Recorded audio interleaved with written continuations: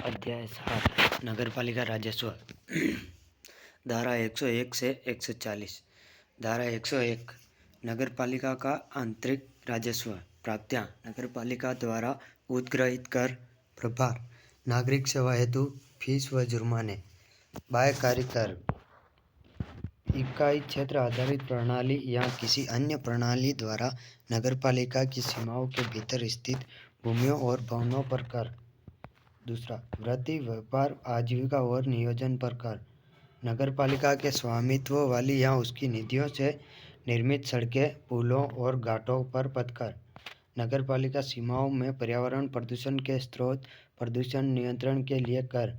विज्ञापन पर कर, कोई अन्य कर जिसे भारत के संविधान के अधीन अधिरोपित करने की राज्य सरकार को शक्ति हो। ये धारा 103। अन्य कर जो अधिरोपित किए जा सकेंगे।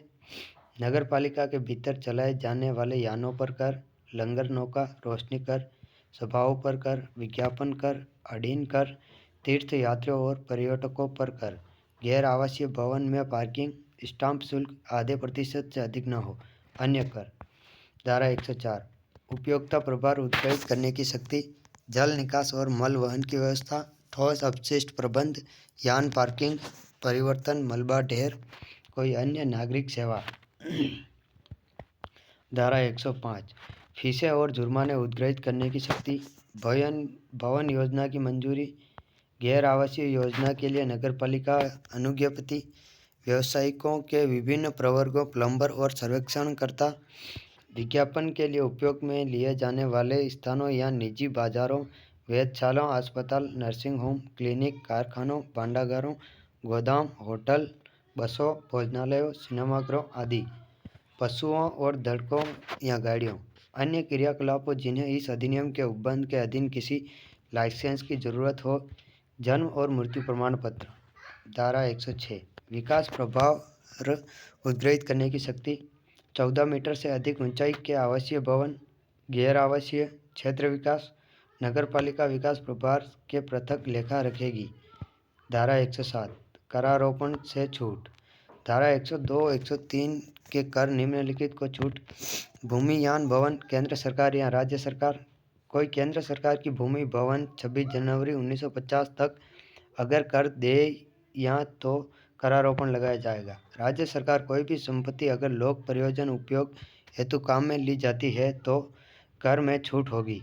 पूजा स्थलों को छूट रहेगी। राज्य सरकार राजपत्रों में प्रकाशित साधारण विशेष आदेश द्वारा छूट मंजूर। धारा 108 कर अधिरोपित करने की प्रारंभिक प्रक्रिया। नगरपालिका साधारण बैठक में पारित संकल्प द्वारा करों का चयन, अगर छूट का प्रावधान है तो छूट दर, रेट का निर्धारण, भवनों या भूमियों या दोनों पर रेट के मामले में प्रत्येक वर्ष के लिए मूल्यांकन का वह आधार जिस पर रेट निर्धारित की जाती है। जब ऐसा संकल्प पारित कर दिया गया हो तब नगरपालिका इस प्रकार तैयार किए गए प्रारूप नियमों को प्रथम अनुसूची में दिए गए प्रारूप में एक नोटिस के साथ तैयार करेगी। धारा 109 कर का अधिरोपण आदि। धारा 108 में निर्दिष्ट विशेष संकल्प पारित करने के पश्चात नगरपालिका नियत तारीख से कर का अधिरोपण राजपत्र में अधिसूचित करेगी। धारा 110 करों में परिवर्तन करने के लिए प्रक्रिया। धारा 103 के अधीन अधिरोपित कर को समाप्त करने या उसमें परिवर्तन करने की प्रक्रिया जहां तक हो सके वही प्रक्रिया होगी जो उसमें अधिरोपण के लिए धारा 108 और 109 द्वारा विहित हो। धारा 111 कर को स्थगित करने या प्रतिषिद्ध करने या उसमें सुधार करने की सरकार की शक्ति। अगर राज्य सरकार को शिकायत किए जाने पर या अन्यथा ऐसा प्रतीत हो कि धारा 102 और 103 के अधीन नगरपालिका द्वारा कोई कर का भार अनुचित रूप से अधिरोपित है तो राज्य सरकार ऐसे कर के स्थगन का आदेश दे सकेगी। धारा 112 कर को स्थगित या समाप्त करने की नगरपालिका की शक्ति। राज्य सरकार के आदेशों के अधीन रहते हुए नगरपालिका किसी कर को स्थगित या समाप्त कर सकेगी। धारा 113 कर का निर्धारण और निर्धारकों की नियुक्ति। नगरपालिका कर निर्धारण के लिए राज्य सरकार कर निर्धारकों की नियुक्ति कर सकेगी। कर निर्धारकों को राज्य सरकार के सामान्य या विशेष आदेशों द्वारा कोई अन्य कार्य समनुदेशित किया जा सकेगा। धारा 114 कतिपय जानकारियां देना और उन्हें देने में विफल रहने का परिणाम। निर्धारित कालावधि में भूमि भवन स्वामी कर प्रारूप में विवरणी देने ऐसी जानकारी जो उस व्यक्ति का अवधारण करने के लिए अपेक्षित हो।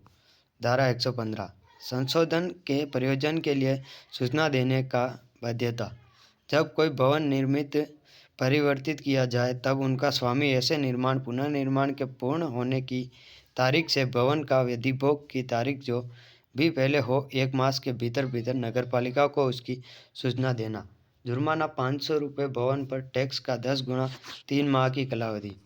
धारा 116 भवनों या भूमियों पर करों के संदाय के लिए मूलतः दायी व्यक्तियों द्वारा हक के समस्त अंतरणों के विषय में नगरपालिका को सूचना देना। अर्थात जब भी भवन भूमियों पर कर के संदाय के लिए अंतरण किया जाए तो इसकी सूचना नगरपालिका को देनी है। अगर व्यक्ति की मृत्यु हो जाने की दशा में वह व्यक्ति जिसको वापिस के रूप में या मृत व्यक्ति के हक का अंतरण हो नगरपालिका को ऐसे अंतरण की सूचना देगा। धारा 117 सूचना का प्रारूप। दी जाने वाली सूचना या तो द्वितीय अनुसूची या यथास्थिति तृतीय अनुसूची के प्रारूप में होगी। धारा 118 अंतर्रीति के नाम पर नगरपालिका रजिस्टरों में प्रतिस्थापन किया जाना। नगरपालिका उक्त सूचना को नगरपालिका रजिस्टर में उस व्यक्ति के स्थान पर जो मूलतः दायी है अंतर्रीति का नाम प्रतिस्थापित कर दिया जाएगा। धारा 119 अंतरण की सूचना के अभाव में भवनों या भूमियों पर करों के संदाय के दायित्व का बना रहना। भवन या भूमि अंतरण का दायित्व तब तक बना रहेगा जब तक कि उसकी सूचना न दे दी जाए। धारा 120 कर मूलतः किसके उद्ग्रहणीय है? वास्तविक अधिभोगी से, संपत्ति पट्टे पर है जो पट्टाकर्ता से उस पट्टे पर दी गई हो तो वरिष्ठ पट्टाकर्ता से, अगर पट्टे पर न दी गई हो तो उस व्यक्ति से जिसमें उसे पट्टे पर देने का अधिकार निहित है। धारा 122 परिसीमा और दावाकृत कर का पूर्व निक्षेप। ऐसी मांग आदेश सहसूचना के 3 दिवस के भीतर भीतर, अन्य कर के मामले में परिवर्तन के 3 दिवस के भीतर आवेदन दावाकृत नगरपालिका कार्यालय में जमा। धारा 122 कराधान से संबंधित अपील है। अपील कलेक्टर को या ऐसे अन्य अधिकारी को जो राज्य सरकार द्वारा इस निमित्त सशक्त की जा सकेगी। धारा 123 खर्चे। प्रत्येक अपील में खर्चे दिलाना अपील विनिश्चय करने वाले अधिकारी के विवेकाधीन होगा। नगरपालिका उक्त खर्चों 30 दिवस की अवधि के भीतर। धारा 124 कराधान के मामले में सिविल व दांडिक न्यायालयों की अधिकारिता का वर्णन।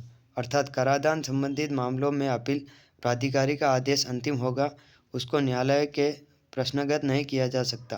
धारा 125 व्यावृत्तियाँ।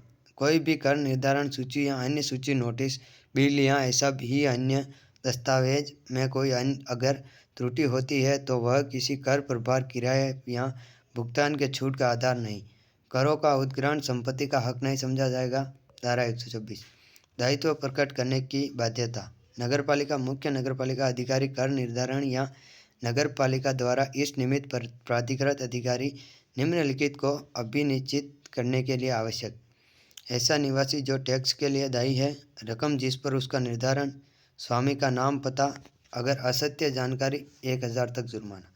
धारा 127 करों को वसूल करने का कर्तव्य। मुख्य नगरपालिका अधिकारी या उसके द्वारा प्राधिकृत अधिकारी करों को वसूलने के लिए उत्तरदायी होगा।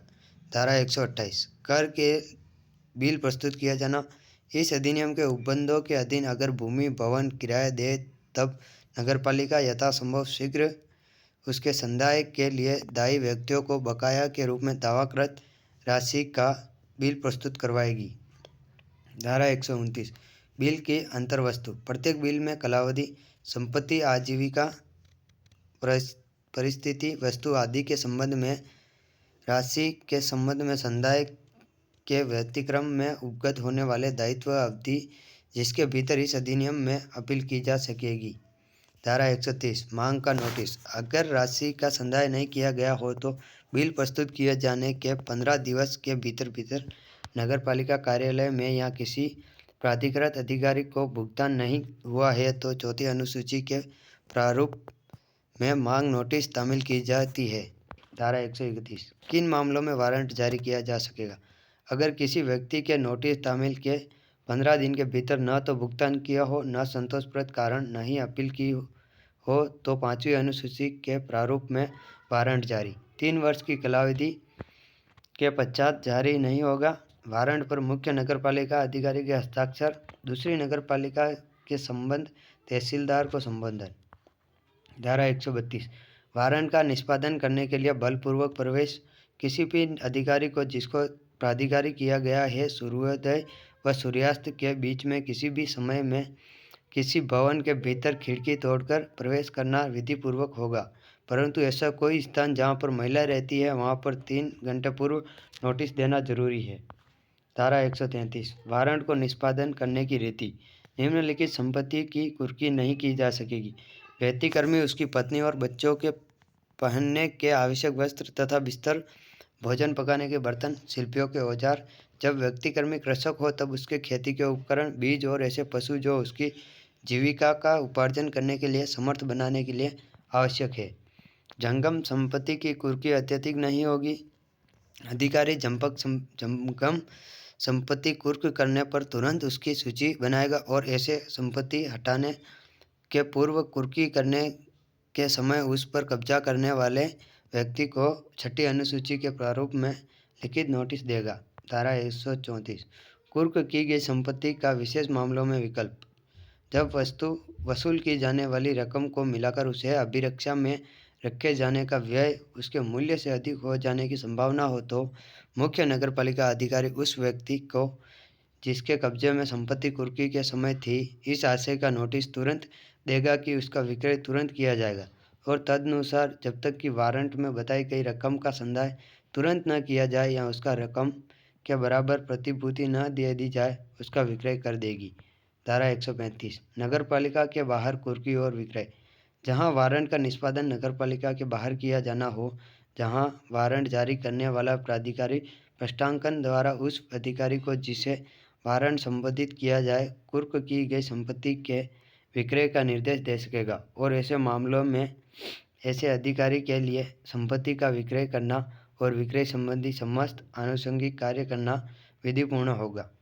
धारा 136 उन व्यक्तियों के विरुद्ध संक्षिप्त कार्यवाही की जा सकेगी जो नगरपालिका छोड़ने ही वाले हो। यदि नगरपालिका के पास किसी भी समय वह विश्वास करने का कारण हो कि कोई व्यक्ति नगरपालिका क्षेत्र से अपने आप को हटाने वाला है तो मुख्य नगरपालिका अधिकारी शोध्य होने वाली राशि के लिए ऐसे व्यक्ति को बिल प्रस्तुत करवा सकेगा और उसके तुरंत संदाय की मांग कर सकेगा।